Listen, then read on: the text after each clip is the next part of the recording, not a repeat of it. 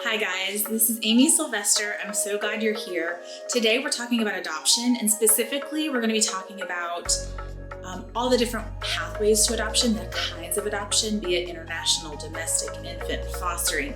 There's so many different elements of adoption and kinds of adoption, and I hope I'll answer your questions today. So stick around and be sure to subscribe. So we're talking about pathways to adoption, kinds of adoptions. I'm guessing you are watching this because you're curious about adoption or because you and your family are trying to figure out if you're going to pursue adoption, and if you are, then what kind of adoption are you going to pursue? So I'm hoping to answer some of those questions. I have learned a lot through my experience, and because our first adoption took so long, I had a lot of time on my hands. My knowledge grew tremendously during that waiting time frame that I don't know. I guess I would have had to wait for those questions to come to seek out the information. I started following certain people on Instagram and learning from adult adoptees. And it's some of why I'm making the videos I'm making around adoption and doing an adoption series, because I'll be honest, I had a very hard time finding the resources that I needed to answer my questions. One thing that I'll always do, or at least I'm gonna really try to do, is in the description of our adoption videos, I'm gonna share with you the resources that I found. So there are some adoption channels, or even they may not be centered on adoption, but they have several videos about their adoption journey. They answer the questions maybe even better than I can. Please check out those other families, those other voices in the adoption world. I'll share some adult adoptee voices as well. I think most of those that I've found have not really been on YouTube, but they've been more on Instagram. My point of all of this is, one, to highlight the beauty of adoption in the midst of there's a lot of pain with adoption, and there's abuse as well. Let's not ignore the fact that there are some situations where adoption is actually quite ugly.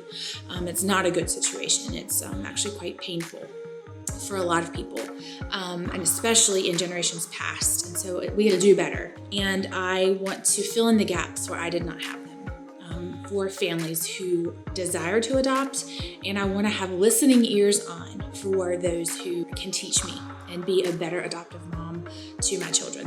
Every adoption process, even if it's person to person, it is a process. There's home study, there's paperwork, there's investigation, there's more and more and more paperwork, there's fundraising, there's grants, there's the process, there's fingerprinting and background checks. And that's gonna be the case for domestic or international. So you have to kind of gear up for the process and get prepared. It's very doable. It's gonna take some time and investment, but it's worth it for your child, having your child in mind.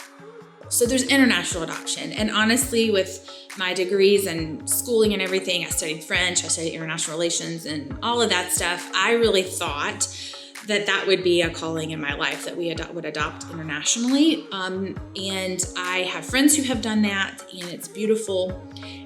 With the state of the world, it's always complicated. International adoption is always complicated. I have friends of mine, it's been years now, they waited for years to adopt their son, multiple visits to Africa, and just so much. I don't know all of the pieces of that story, but they had a son assigned to them, and then they just, money.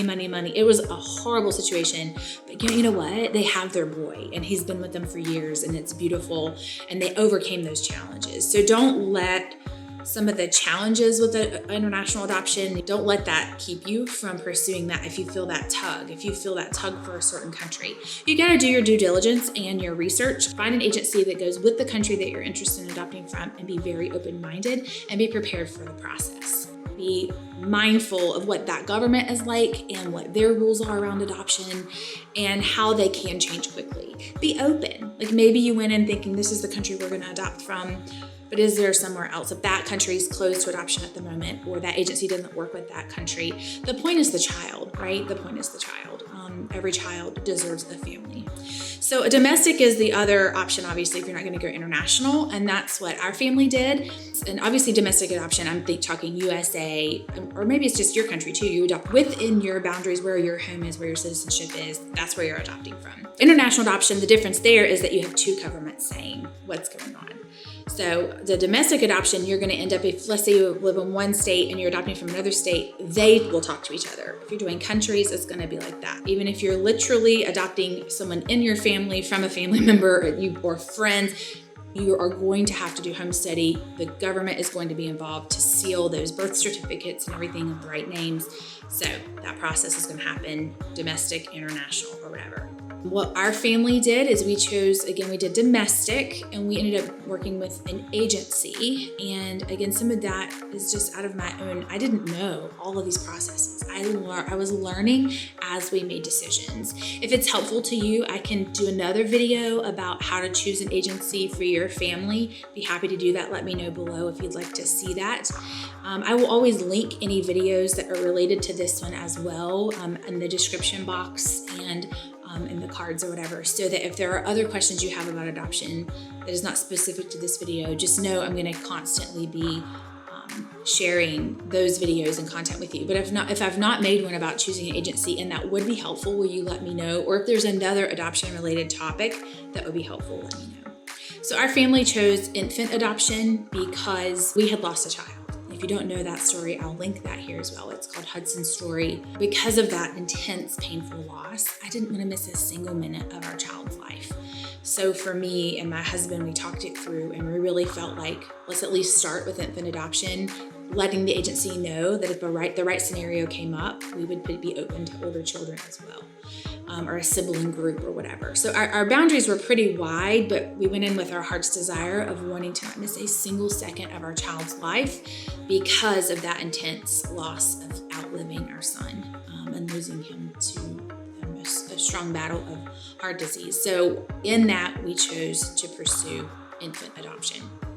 You can work with agencies that place older children, and if you have a heart for that, like I know there are a few families that I'm familiar with that they were empty nesters and they adopted some teens, and I just think that's a beautiful calling, and to give these young boys this stable home that they would not have had otherwise in those teenage years, where it's so critical to have that stability, right? Like, it's so important.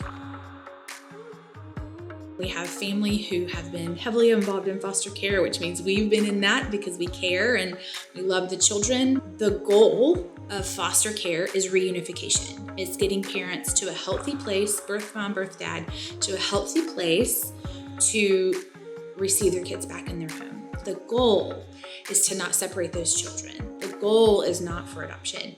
Now, after a certain period of time, that can be months to years, if it is determined by the courts after many tries. Sometimes they will consider the foster family they've already been with, and sometimes they will not. There are plenty of families who have adopted through foster care, but that is not the first goal of foster care. And so to go in with a heart really to serve the children that are placed in your home, whether it be for a day, a weekend, or for years, that your heart is there to serve the children that are placed with you. The biggest thing I'll say is when you're kind of investigating the different types of adoption, different pathways to adoption, consider having a really open heart, because adoption, again, a lot of times starts with loss. And so you have to recognize in your own heart, why are you wanting to pursue adoption? And if it is about yourself, you got to lay those things down. And I would just encourage you to voice your own image of what that looks like, lay it down, and ask God to give you the peace you need it really is about the child. You have to know your limitations. You have to know what your family can handle. You have to know if you have other children in the house, what's going to be healthy for everyone.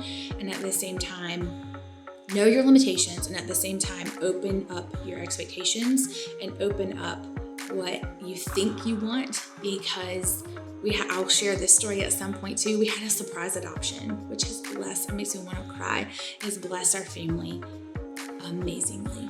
So I hope I answered some of your questions about different kinds of adoption today. Again, I'm sharing with you our journey. So if there's questions you have that are different from our experience, I'd be happy to find the right situation for you. Please come back again, subscribe, and would love to see you in the very next video.